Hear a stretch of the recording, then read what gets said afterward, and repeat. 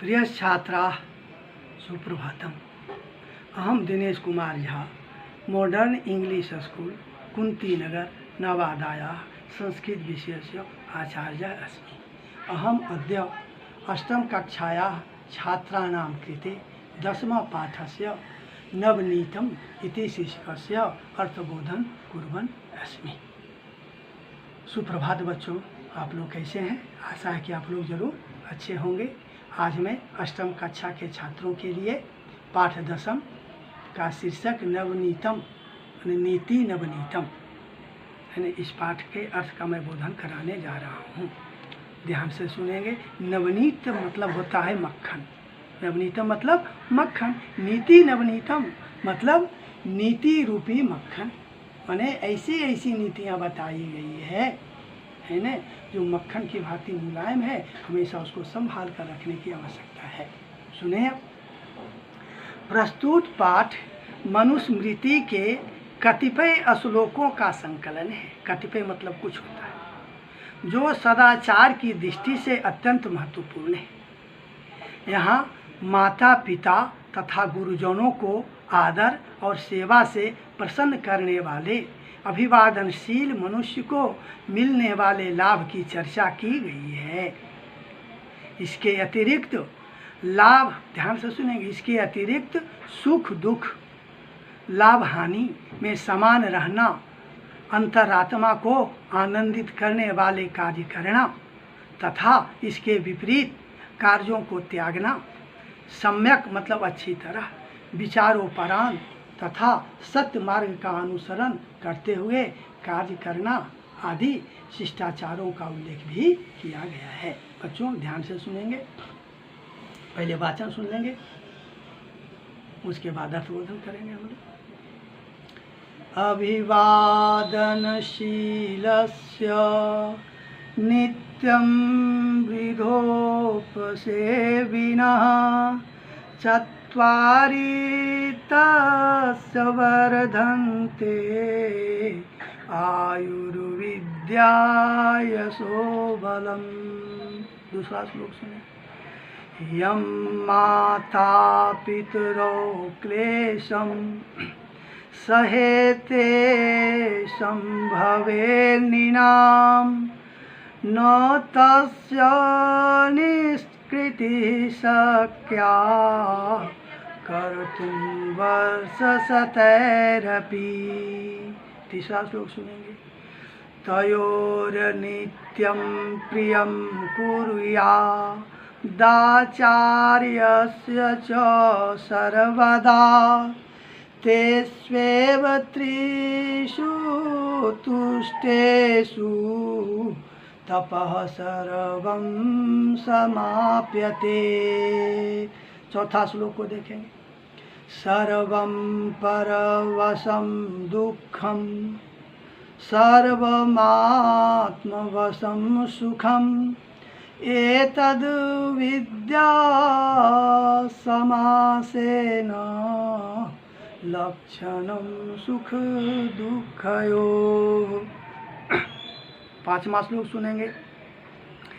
यत् कर्म कुर्वतो अस्य स्यात् परितोषो अंतरात्मनः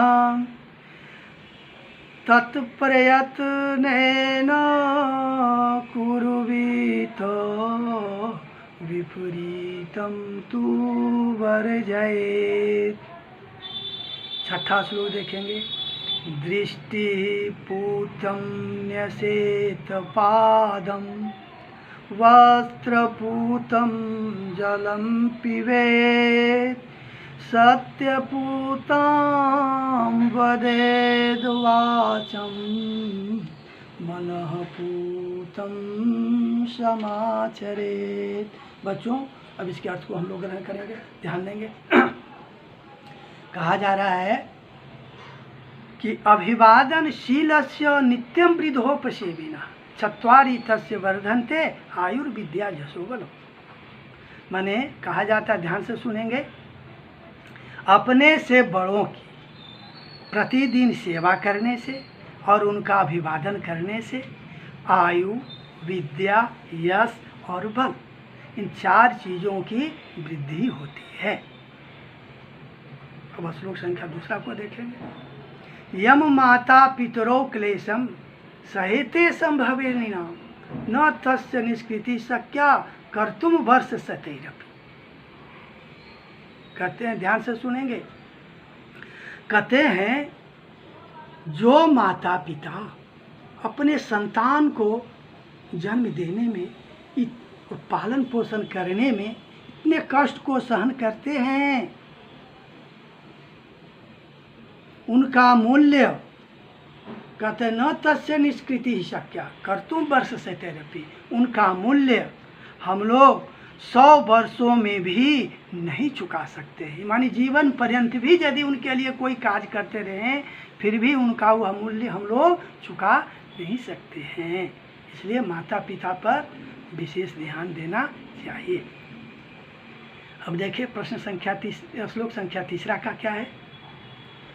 तयोर नित्यम प्रियम कुर्यात् आचार्यस्य च सर्वदा तेष्वेव तिष्ठु तुष्टेषु तपः सर्वं समाप्यते। ध्यान से सुनेंगे। तयोः मतलब उन दोनों का, तयोः मतलब कौन है, मानी माता पिता, याद रखेंगे। तयोः नित्यम प्रियम कुर्यात् आचार्यस्य च सर्वदा, कहते हैं माता पिता और आचार्य की यानी गुरु की हमेशा, कहते माता पिता और आचार्य का हमेशा प्रिय ही करना चाहिए, मतलब उनके लिए अच्छा कार्य ही करना चाहिए, हमेशा ध्यान देंगे।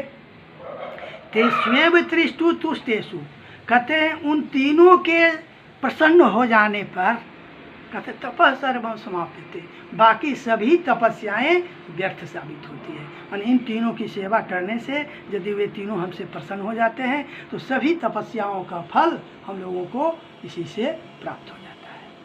अब देखिए श्लोक संख्या 4 में क्या है। इसमें जो है सुख और दुख की चर्चा की गई है, ध्यान से सुनेंगे। सर्वम परवशम दुखम सर्वात्मवशम सुखम एतद विद्या समासेन लक्षणम सुख दुखयो। यहाँ पर समानेन भी होना चाहिए, लेकिन समासेन दिया हुआ कोई बात नहीं। कहते हैं सर्वम परवशम दुखम, माने जो जो वस्तुएं दूसरों के अधीन है वे दुख का कारण है, वे दुखदायी हैं। जो वस्तुएं दूसरों के अधीन है वे क्या है, हमेशा दुखदायी यानी दुख का कारण है। सर्वात्मवशम सुखम, और जो वस्तुएं अपने अधीन है या अपने पास है वही सुख प्रदान करने वाली हैं।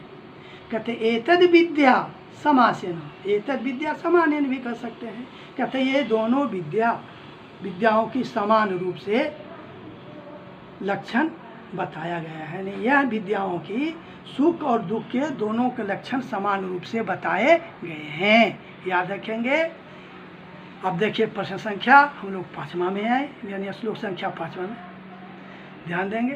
कहते हैं यत कर्म कुर्वतो अस्य स्यात् परितोषो अंतरात्मना तत्प्रयत्नेन कुर्वीत विपरीतम तु वर्जयेत्। कहते हैं यत कर्म कुर्वतो अस्य, ध्यान से सुनेंगे।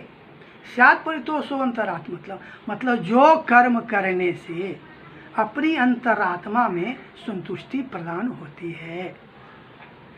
तत्प्रयत्नेन कुर्वीत, प्रयत्न करके उसकी ही साधना करनी चाहिए, माने उसे ही अपनाना चाहिए। विपरीतम तु वर्जयेत्, और ठीक उसके विपरीत माने जिससे हमें संतुष्टि न मिले ऐसे कार्य को हमेशा त्याग देना चाहिए। समझ गए होंगे। अब देखिए 6ठा श्लोक का है क्या। दृष्टिपूत्यम न्यसेत पादम वस्त्रपूतम जलम पिबेत सत्यपूताम वदेद वाचम मनःपूतम समाचरे। बहुत अच्छा श्लोक है, ध्यान देंगे। इसमें कहा गया है कि दृष्टिपूतम न्यसेत पादम, माने आँखों से अच्छी तरह देख करके ही मार्ग पर पैर रखना चाहिए। पाद मतलब पैर होता है ना। कहते हैं वस्त्रपूतम जलम पिबेत, और वस्त्र से छान करके ही जल को पीना चाहिए। पूतम माने पवित्र करके, वस्त्र से जल को छान करके ही पीना चाहिए। अब कहा जाता है सत्यपूताम वदेत वाचम, वाच मतलब वाणी। कहते हैं सत्य से पवित्र करके ही वचन को प्रयोग करना चाहिए, इन वचन को बोलना चाहिए। यानी जो वचन सत्य है, जो वचन हमारे भले के लिए हैं, उन्हीं वचनों का हम प्रयोग करें। मनः पूतम समाचरे, पूतम मतलब पवित्र, पहले मैं बता चुका हूँ। मनः पूतम समाचरे, मन से अच्छी तरह सोच विचार करके ही किन्हीं के साथ व्यवहार करें या आचरण करें। बच्चों, आप लोग इन श्लोकों के अर्थ को ग्रहण किए होंगे। आप 2 बार या 3 बार इस वीडियो को ध्यान से देखेंगे और सुनेंगे तथा इन श्लोकों को याद करने की कोशिश करेंगे।